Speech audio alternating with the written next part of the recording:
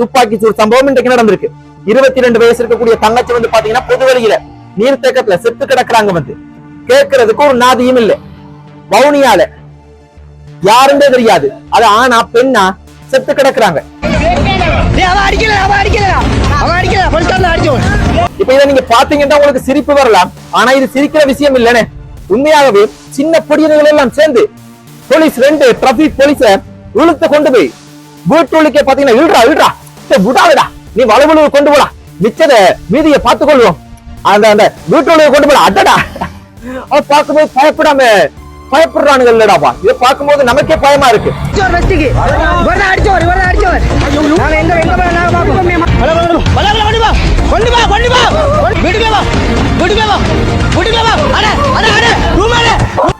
அந்த 17 வயசு இருக்கக்கூடிய அந்த தம்பி, இந்த சம்பவம் நேத்து நடந்திருக்கு, ஆனா இன்றைக்கு தான் வீடியோ போட்டு வைரல் ஆகுது.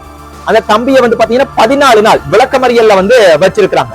இன்னும் 4 பேர், அந்த வீடியோல இருக்கிற 4 பேரை பாத்தீங்கன்னா அவங்க தலைமறைவு, எங்க போனாங்கன்னு தெரியாது, போலீஸ் வந்து தேடுறாங்க. 2009ஆம் ஆண்டுக்கு முதல் இது போல சம்பவங்கள் நடக்குமா? அதுவும் எங்கட தாயகத்துல இது போல சம்பவங்கள் நடந்தா என்ன நடக்கும் அப்படின்றது உங்களுக்கு தெரியும் தானே. அதே போல ஒரு நல்ல சூழ்நிலையை கொண்டு வரணும்.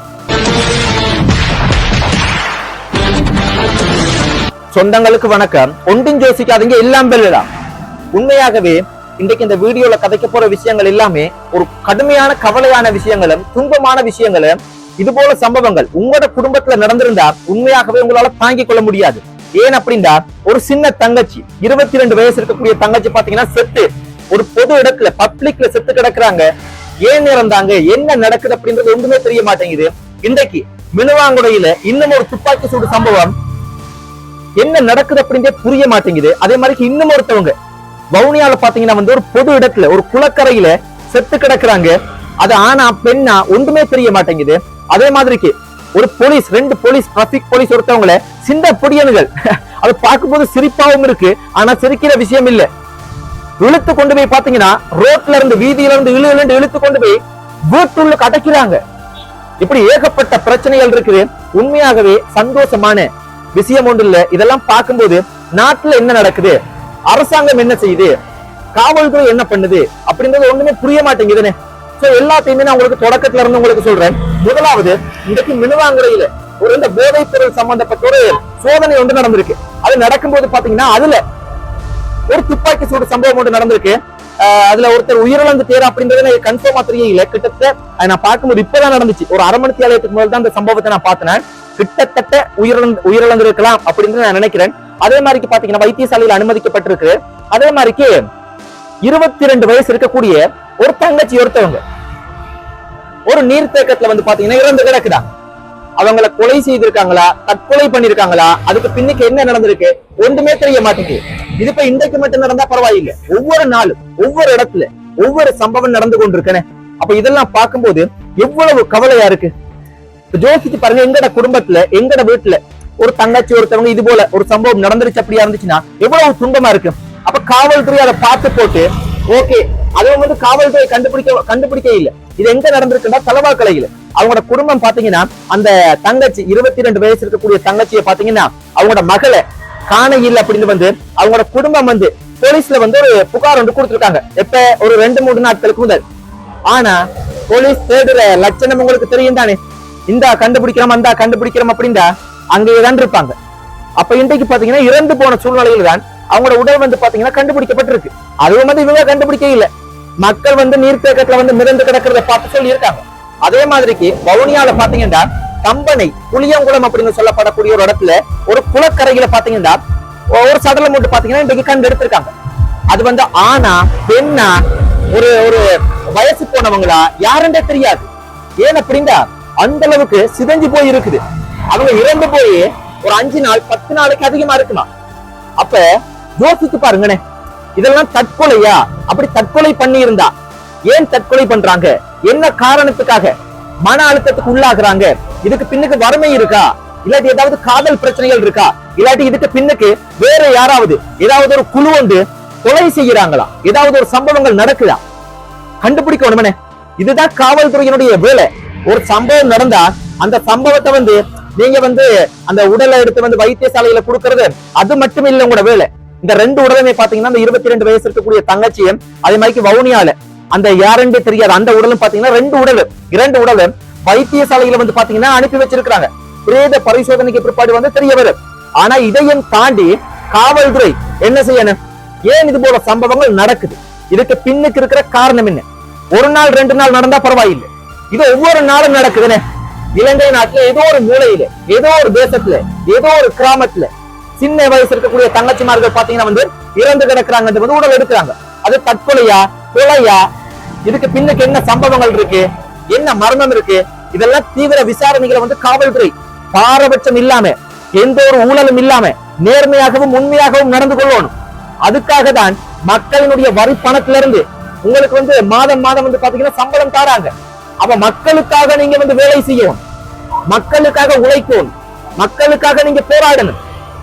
சமுதாயத்துல ஒருத்தருக்கு பயம் வரணும். ஒரு சம்பவம் நடந்திருந்தா அடுத்த 24 மணி நேரத்துக்கு அதுக்கு பின்னுக்கு யார் இருக்கிறாங்க, அதுக்கு பின்னுக்கு இருக்கிற மர்மம் என்ன, எல்லாத்தையுமே உடச்செறிஞ்சு அந்த அளவுக்கு திறமை வாய்ந்த நபர்களாக நீங்க உருவாகணும்.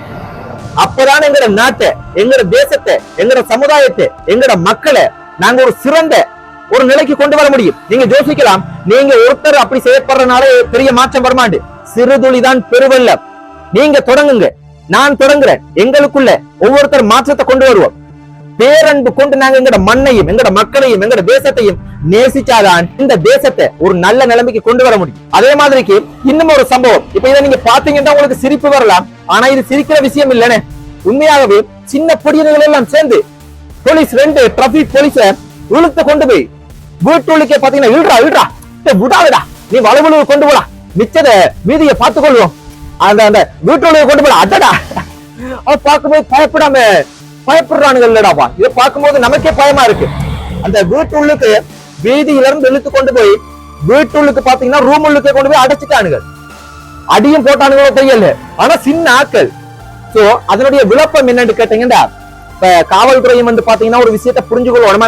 அந்த போலீஸ் அதிகாரிகள் எனக்கு தெரியும், ஒரு அளவுக்கு அவங்க பெரிய மோசமான ஆக்கள் இல்ல, ஆனா அவங்க போலீஸ் அதிகாரிகள் தான் பலமா இருக்கணும். இது என்னடா, அந்த சின்ன படியர்கள் எல்லாம் சேர்த்து இழுத்து கொண்டு போய் உள்ளுக்கு கொண்டு போய் வீட்டுள்ளுக்கு கொண்டு போறாங்க. அந்த அளவுக்கு வீக்கா இருக்கிறாங்க. என்னத்த சொல்றது? சோ அந்த போலீஸ் அதிகாரிகளும் அவ்வளவு மோசமானவர்கள் இல்ல, எனக்கு ஒரு அளவுக்கு தெரியும். எப்படியோ நம்ம அது உள்ளுக்கு போக தேவையில்லை. அவ பிரச்சனை என்னண்டா வந்து அந்த பொடியன்மார்கள்ட்ட கேட்டாலும் அவங்க ஒன்று சொல்ல போறாங்க, போலீஸ் அதிகாரிகள்ட்ட கேட்டாலும் இன்னொன்று சொல்ல போறாங்க. ஆனா பொதுவா பார்க்கும்போது தெரிஞ்சு கொள்ளக்கூடிய விஷயம் என்னன்னா, இவங்க வந்து தலைக்கவசம் போடாமல ஏதோ ஒரு சின்ன தவறு பண்ணியிருக்காங்க, போலீஸ் வந்து துரத்தி இருக்காங்க போல, நிப்பாட்டாம போயிருக்காங்க. இதுதான் ஒரு அடிப்படையான காரணம். இதை தாண்டியும் எதுவும் தவறுகள் செய்திருக்கலாம், செய்யாமலும் இருக்கலாம். அப்ப அந்த சமயத்துல இந்த வாக்குவாதம் ஏற்பட்டிருக்கு. அப்ப போலீஸ் அடிச்சிருக்காங்க போல, பொடியன்மார்கள் சொல்றாங்க போலீஸ் அடிச்சது.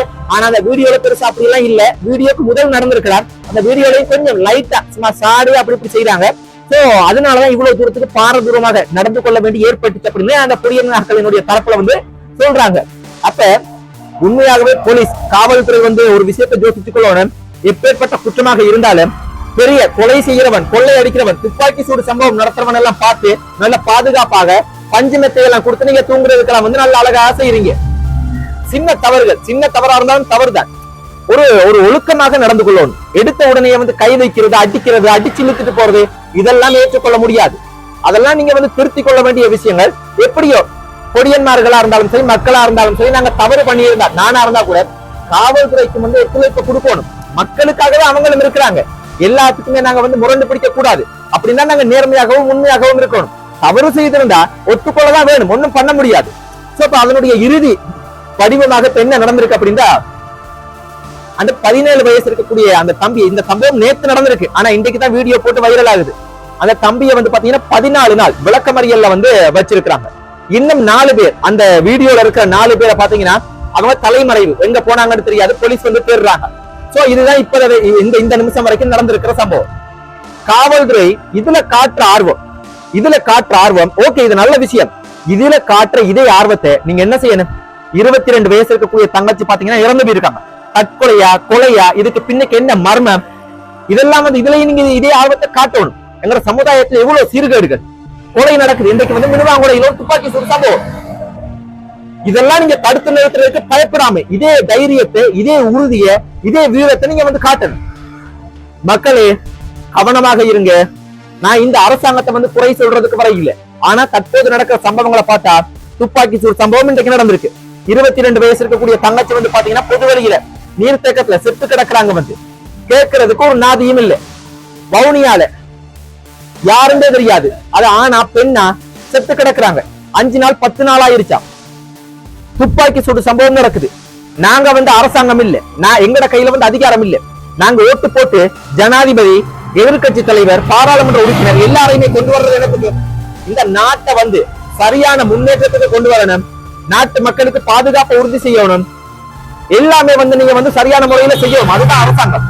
ஒவ்வொரு சம்பவங்களும் நடக்குது, அதுக்கு வந்து ஊடகத்துல வந்து கருத்து தெரிவிக்கிறது மட்டும் இல்ல, இதெல்லாம் நடக்கவே கூடாது. 2009ஆம் ஆண்டுக்கு முதல் இது போல சம்பவங்கள் நடக்குமா?